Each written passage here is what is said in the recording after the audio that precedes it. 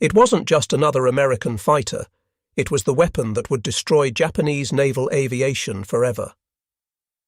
On June 19, 1944, when those dark blue Hellcats dove through our formations with devastating precision, every Japanese pilot in the sky knew the age of the Zero was over. The F6F Hellcat didn't just outclass the legendary Mitsubishi A6M0, it hunted it with methodical efficiency.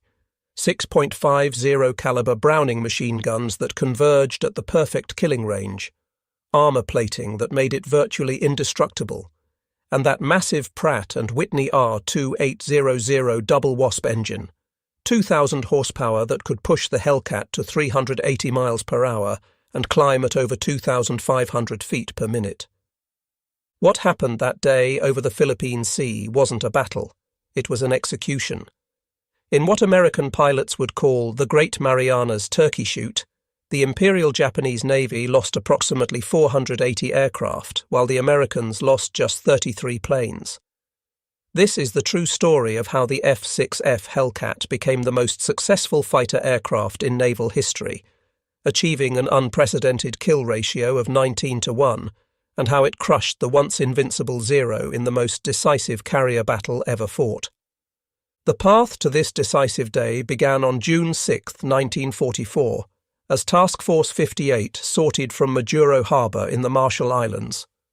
It took 5 full hours for the final ship to clear the harbour.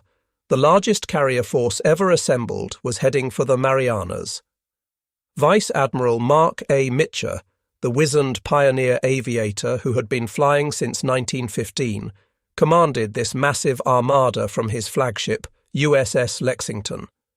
15 fast carriers, 7 battleships, 21 cruisers, and 69 destroyers spread across miles of ocean. The carriers alone carried 956 aircraft, with 475 of them being F6F Hellcats. The force was organized into 4 task groups, each capable of independent operation. Task Group 58.1, under Rear Admiral J.J. Jocko Clark aboard USS Hornet, included Yorktown, Belleau Wood, and Bataan. Task Group 58.2, commanded by Rear Admiral A.E. Montgomery from USS Bunker Hill, included Wasp, Monterey, and Cabot. Task Group 58.3, under Rear Admiral J.W. Reeves aboard USS Enterprise, included Lexington, Princeton, and San Jacinto. Task Group 58.4, commanded by Rear Admiral W.K. Harrell from USS Essex, included Langley and Copenhagen. Against this force, Admiral Jisaburo Ozawa could muster 9 carriers with approximately 430 aircraft. The first mobile fleet included the newest carrier Taiho as Ozawa's flagship, the Pearl Harbor veterans Shokaku and Zuikaku, plus Junyo, Hyo, Ryuho, Chitose, Chiyoda, and Zuiho. But the numbers told only part of the story. Most of Ozawa's pilots were inexperienced replacements with less than 100 hours of training. Some had as little as 50 hours total flight time. Many had never fired their guns in training due to ammunition shortages. They were flying into combat against American pilots who averaged 300 to 400 hours of training, including extensive gunnery practice and carrier qualification. On June 11, 1944, Task Force 58 began its assault on the Marianas. Fighter sweeps and bombing raids hit Saipan, Tinian, and Guam. The Japanese were caught by surprise. They had expected the next American target to be the Carolines or Palaos. Only 50 land-based aircraft defended the Marianas. In the first sweep alone, 208 Hellcats claimed 86 Japanese aircraft destroyed. The systematic destruction of Japanese air power in the Marianas had begun. Commander David McCampbell, commanding Air Group 15 from USS Essex, led his squadrons in these preliminary strikes. McCampbell, a 34-year-old Alabama native, had joined VF-15 as a squadron commander who initially couldn't even qualify in gunnery. His pilots had secretly helped him pass his qualification, painting their bullets the same colour as his. Now he was about to become the Navy's all-time leading ace. On June 15th, American forces landed on Saipan. Admiral Soemu Toyoda, Commander-in-Chief of the Combined Fleet, immediately activated Operation Eigo. This was Japan's last chance for the decisive battle they had sought since Midway. Every available ship and aircraft was committed. The plan relied on Ozawa's carrier aircraft working in conjunction with land-based planes from Guam and Tinian, plus the advantage of the Japanese planes' longer range.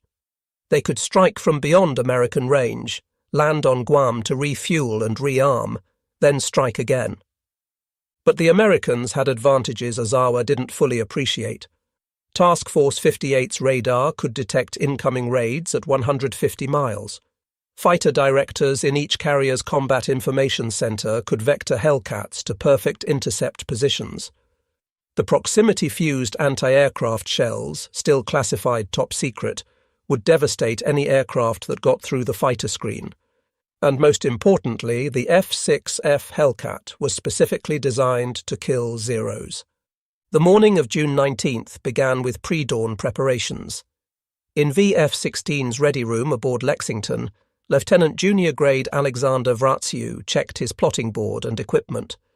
Already an ace with 12 victories, Vratsiu had spent months as wingman to Edward Butch O'Hare, learning from the Navy's first ace. Now flying with VF-16, he was about to have the most spectacular day of his career. At 07:45 hours, the submarine USS Albacore, commanded by Lieutenant Commander James Blanchard, fired 6 torpedoes at Ozawa's flagship Taiho. Warrant Officer Sakio Komatsu, flying overhead, saw the torpedo wakes and deliberately crashed his aircraft into one torpedo to save the ship. His sacrifice destroyed one torpedo, but another struck Taiho's forward elevator pit. The damage seemed minor, but ruptured fuel lines were already releasing deadly vapors into the ship. An inexperienced damage control officer made a fatal error, opening the ventilation system to clear the fumes. Instead, it spread them throughout the ship. At 15:32 hours, Taiho would explode and sink, taking 1,650 men with her. At 08:30, radar operators across Task Force 58 detected the first Japanese strike wave. 69 aircraft launched from Ozawa's carriers at maximum range. The fighter directors went to work immediately.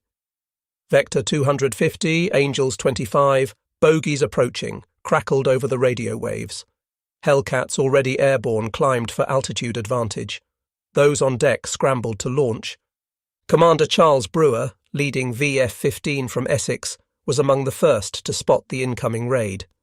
Tally-ho! Bandits bearing 265, distance 40 miles, Angels 18. The professional killer machine of American naval aviation swung into action. Hellcats from multiple carriers converged on the Japanese formation, directed by fighter controllers who could see the entire battle developing on their radar screens. The Japanese pilots maintained tight formation, flying straight and level toward their targets. It was their first and fatal mistake. Lieutenant Commander Paul Bui, commanding VF-16, later described the interception. They came in perfect formation, like they were on parade. Our guys couldn't believe it. They just held formation while we shot them to pieces. Commander McCampbell led 12 Hellcats from VF-15 at 25,000 feet when he spotted the enemy formation below. I made a modified high-side run, he later wrote, and only my starboard guns fired, which threw me into a violent skid. Guns were charged twice again, and since my target had pushed over and gained high speed, a stern chase ensued. The Judy dive bomber he was chasing tried to escape, but McCampbell's Hellcat was faster. His 6 guns converged and the Judy exploded. The slaughter had begun. McCampbell destroyed 5 Judy dive bombers in the morning engagement, then later that afternoon shot down 2 Mitsubishi A6M0s over Guam, for a total of 7 victories on June 19th. His wingman, Lieutenant Roy Rushing, would later distinguish himself at the Battle of Leyte Gulf in October. Meanwhile, Lieutenant Junior Grade Alexander Vratsiu was having his own problems. His F6F supercharger had malfunctioned, limiting his altitude and speed. Unable to keep up with his squadron, he led his division back toward the task force. As they approached, Vratiou spotted a large formation of Judy dive bombers heading for the American ships.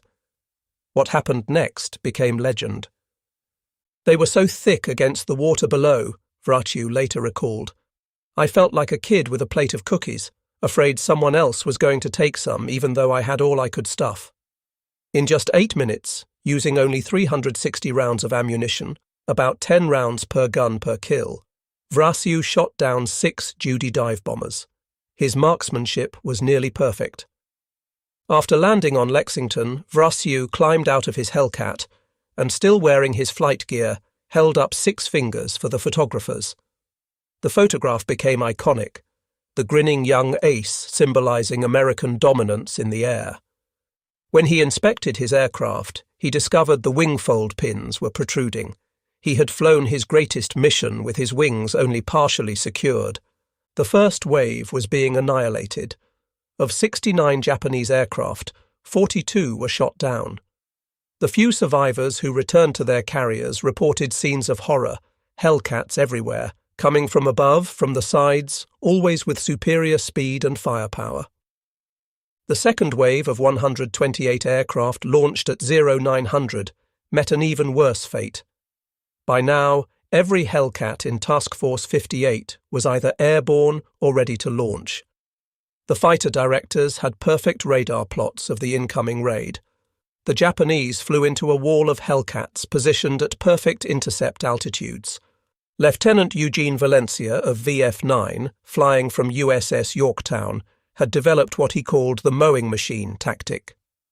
Working with 3 other pilots, James French, Clinton Smith, and Harris Mitchell, Valencia had created perhaps the deadliest division in naval aviation. They would later claim 50 victories between them, but on June 19th they were part of the larger defensive effort. Fighting Squadron 1 from Yorktown had a spectacular day. Led by Commander Smoke Streen, VF-1 claimed 37 Japanese aircraft destroyed. Lieutenant Junior Grade George Carr shot down 5 planes, becoming an ace in a single day. The squadron's Hellcats dove from 24,000 feet into masses of Japanese aircraft 10,000 feet below, their 6 guns blazing. The technical superiority of the Hellcat was overwhelming. Where the Zero weighed 5,313 pounds loaded, the Hellcat weighed 12,598 pounds. That extra weight was armor plating, self-sealing fuel tanks, and structural strength. The Zero's pilot sat behind a thin aluminum panel. The Hellcat pilot was protected by armor plate behind and below, bulletproof glass in front. The Zero's fuel tanks would explode from a single incendiary bullet. The Hellcat's tanks would seal themselves, using layers of rubber that swelled when punctured. The engine difference was equally decisive. The F6F3's Pratt & Whitney R 2800-10 produced 2,000 horsepower, with water injection boosting it to 2,200 horsepower for combat emergency power. The Zero's Nakajima Sakai 21 managed only 1,130 horsepower. This meant the Hellcat could outclimb, outdive, and outrun the Zero at any altitude. At 20,000 feet, where much of the combat took place, the Hellcat could climb at 2,000 feet per minute. The Zero managed perhaps 1,500 feet per minute, and that rate decreased rapidly with altitude. The armament told its own story. The Hellcat's 6.50 caliber Browning M2 machine guns each carried 400 rounds, total 2,400 rounds. The guns were bore-sighted to converge at a specific range, creating a cone of destruction. The Zero typically carried 2 Type 99 20mm cannons with only 60 rounds each, plus 2 7.7mm Type 97 machine guns. While the 20mm was more powerful per round, the limited ammunition meant Zero pilots had to be extremely careful with their shooting. Hellcat pilots could fire long bursts, walking their tracers onto target. At 1000 hours, the third wave of 47 aircraft approached. These were from Ozawa's Carrier Division, 2, Junyo, Hyo, and Ryuho. They immediately got lost, failing to track the American movements. Only 7 would return to their carriers. Lieutenant Zenji Abe, a Pearl Harbor veteran flying from Junyo, was one of the few experienced pilots in this wave. After being forced to crash land on Rota Island when his fuel ran out, he examined his damaged aircraft and exclaimed, "I never saw so many Grummans." His plane was riddled with bullet holes. Commander James Jig Dog Ramage, leading Bombing Squadron 10 from Enterprise, watched the fighter pilots at work. "Our fighters really had a field day. The Japanese came in perfect formations and our boys just cut them to pieces. It was like watching a training exercise, except the targets were real." The fourth wave of 82 aircraft launched at 1100 hours met the same fate. By now, American pilots were almost feeling sorry for their opponents. Ensign William Spider Webb of VF-2 later recalled, "They were so green. They held formation while being shot at. They didn't even try evasive maneuvers. It was both impressive and heartbreaking to watch such brave men fly to certain death." But not all American pilots survived unscathed. Commander Charles Brewer of VF-15, after shooting down 3 enemy aircraft, was himself shot down and killed over Guam. His loss reminded everyone that even in a turkey shoot, war extracted its price. Lieutenant Commander James Flatley took over VF-15, continuing the squadron's devastating effectiveness. At 11:18 hours, USS Kavala, commanded by Lieutenant Commander Herman Kostler, fired 6 torpedoes at the carrier Shokaku. The submarine had maneuvered into perfect position, and 3 torpedoes struck home. The Pearl Harbor veteran, displacing 32,100 tons fully loaded, went down with heavy loss of life. 2 of Japan's newest and largest carriers were now gone. The radar advantage cannot be overstated. The SK and SK-2 radar systems could detect aircraft at 150 miles, giving the Americans 30 to 40 minutes warning of incoming raids.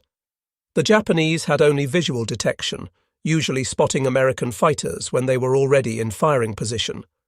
Lieutenant Joseph Eggert, fighter director aboard Lexington, was credited with vectoring fighters to intercept 35 enemy aircraft. He could see the entire battle on his radar scope, like a chess master seeing the whole board while his opponent could only see individual pieces. The fighter direction system was revolutionary. Each carrier's combat information center was a darkened room filled with radar scopes, plotting boards, and radio equipment. Trained fighter directors could track multiple raids, vector fighters to intercept, warn of approaching threats, and coordinate the entire defense. They spoke in calm, measured tones, even as dozens of enemy aircraft approached. Vector 270, Angels 20, bogies approaching. Investigate and report. Lieutenant Commander William R. Killer. Kane, commanding Air Group 10 from Enterprise, flew on both June 19th and 20th. In his diary, he wrote, "The greatest air defeat suffered by any nation, ever." Kane had started the war flying obsolete aircraft against superior Japanese pilots. Now he commanded squadrons equipped with the best fighter in the world, flown by superbly trained pilots, directed by radar controllers who could see everything. The American training system was perhaps the greatest advantage. By June 1944, new pilots arrived with 300 to 400 hours of flight time. They had practiced carrier landings dozens of times on converted Great Lakes paddle wheelers. They had fired thousands of rounds in gunnery practice. They knew their aircraft intimately. In contrast, Japanese pilot training had collapsed. Where once they produced highly skilled pilots with 500-plus hours of training, by 1944 they were sending boys into combat with 50 to 100 hours total time. The rotation system multiplied American advantages.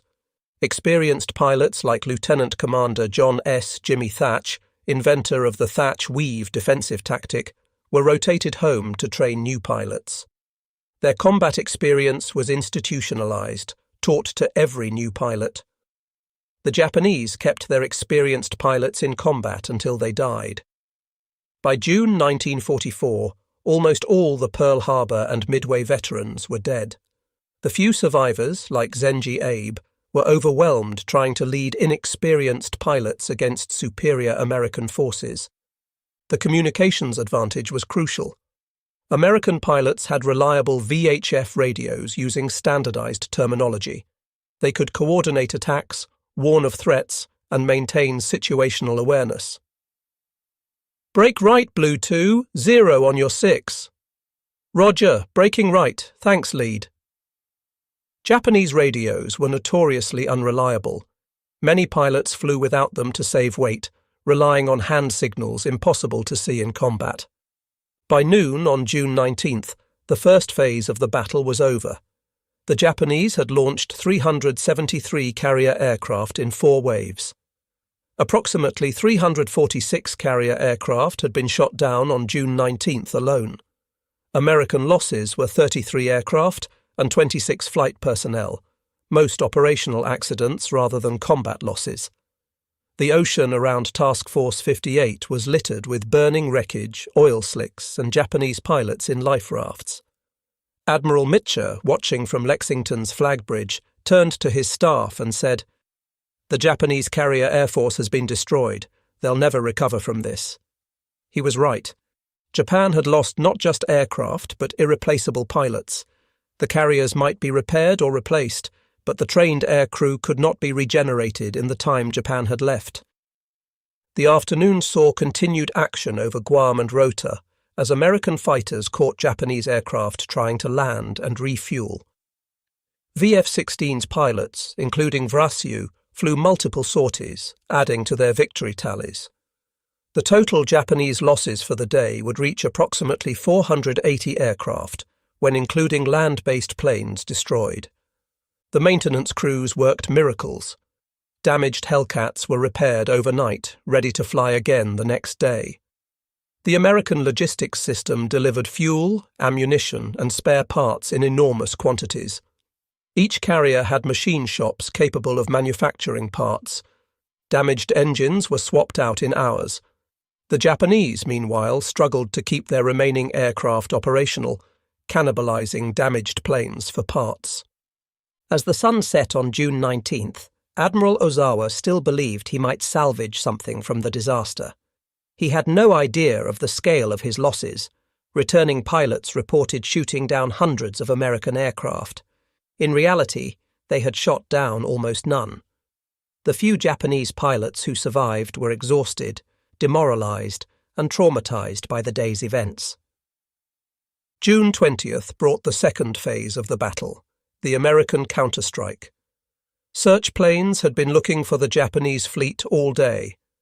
At 15:40, Lieutenant Robert Nelson from Enterprise finally found them, 275 miles west of Task Force 58.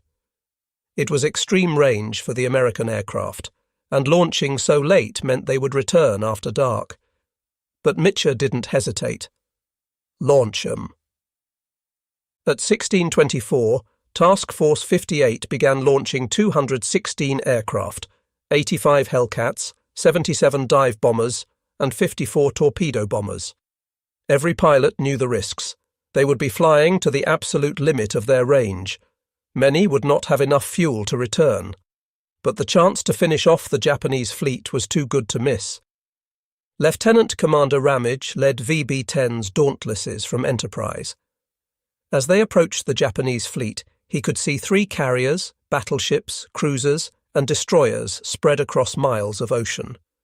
The few remaining Japanese fighters rose to intercept, but they were overwhelmed by the escorting Hellcats. The attack was confused but effective.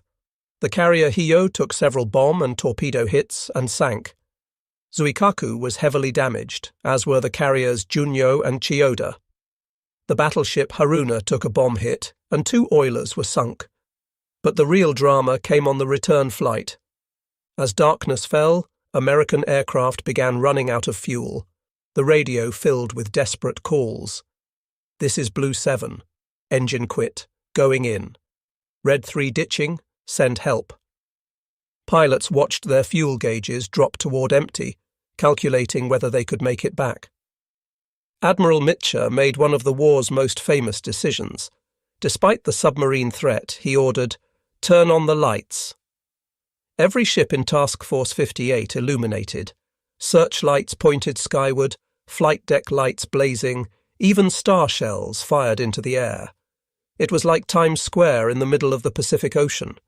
Lieutenant Commander John Gray of VF-18 later described the scene. "I was down to fumes when I saw those lights. It was the most beautiful sight of my life. I didn't care which carrier, I just needed a deck. I landed on Yorktown instead of Hornet, but they took me in like I belonged there." The recovery was chaotic. Planes landed on any available deck. Some crashed on landing, blocking flight decks. Others ditched alongside ships.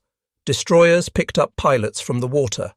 Of the 216 aircraft launched, 80 were lost, but most of the pilots were rescued.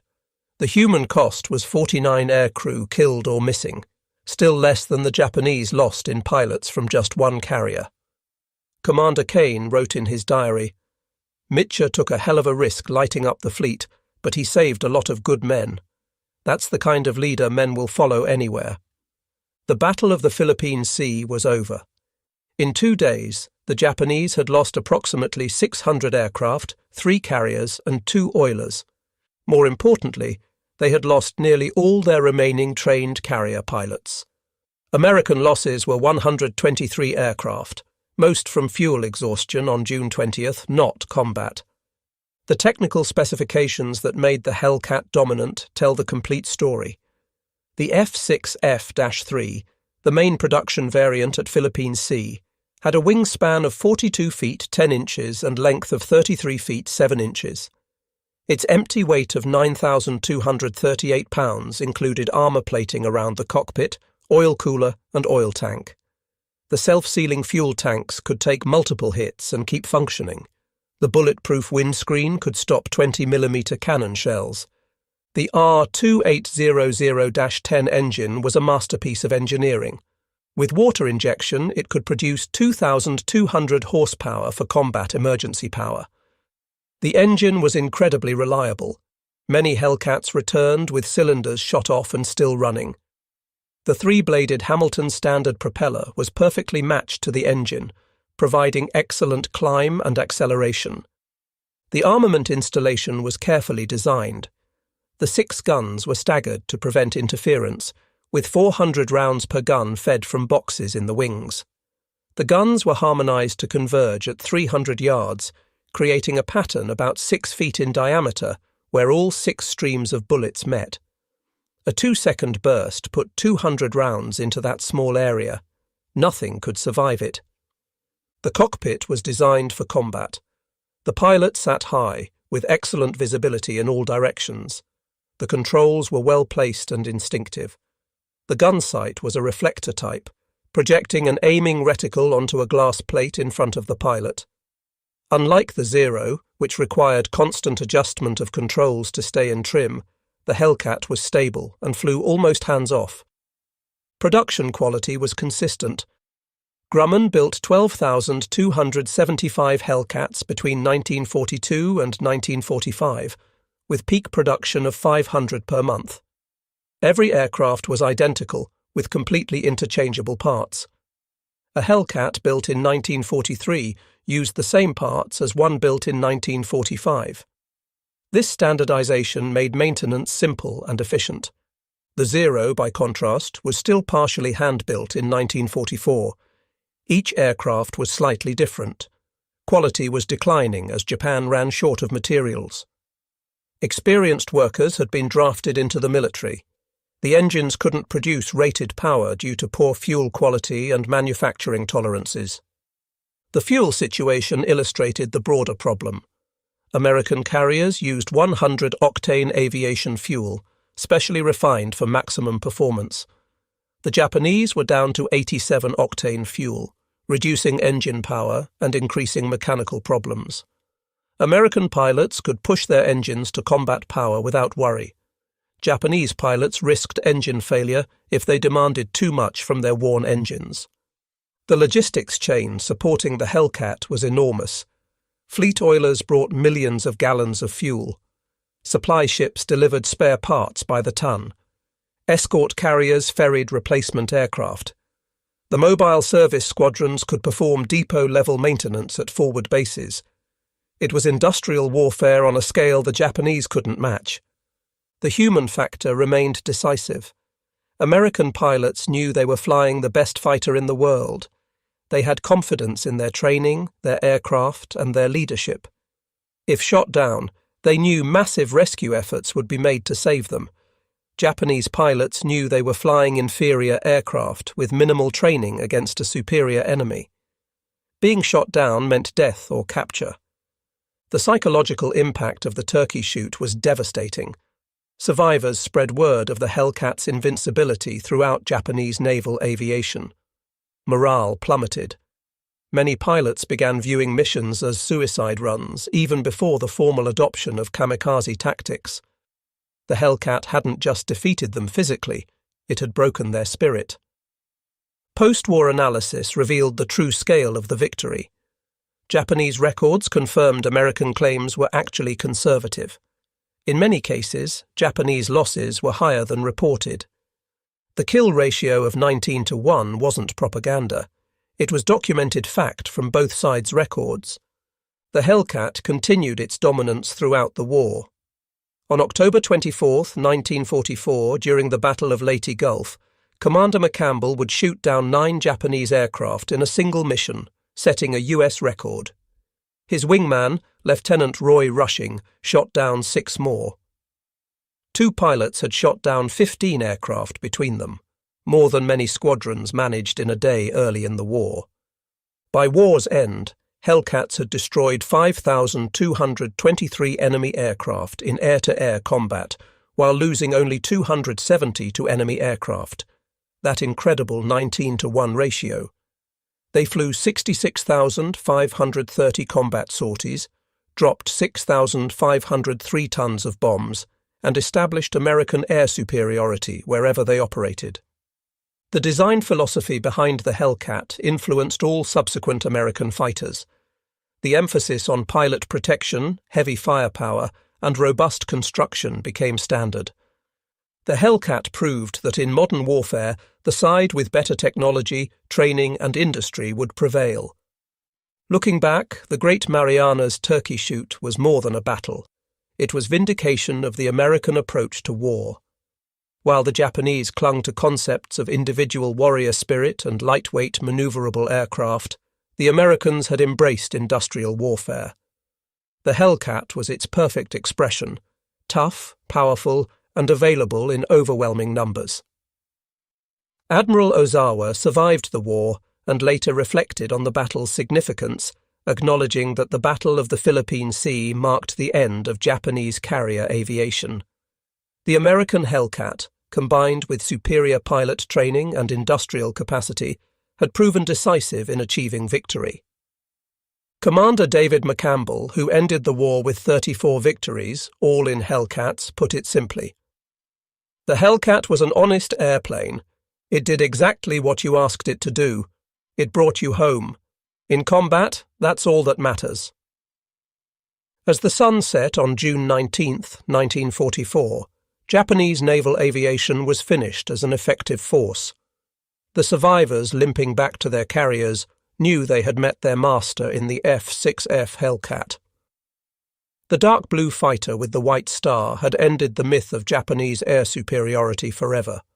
In a single day, American industry, training and technology had triumphed over Japanese courage and spirit. The Great Marianas Turkey Shoot was more than a battle. It was the demonstration of total American air supremacy, delivered by the lethal superiority of the F6F Hellcat.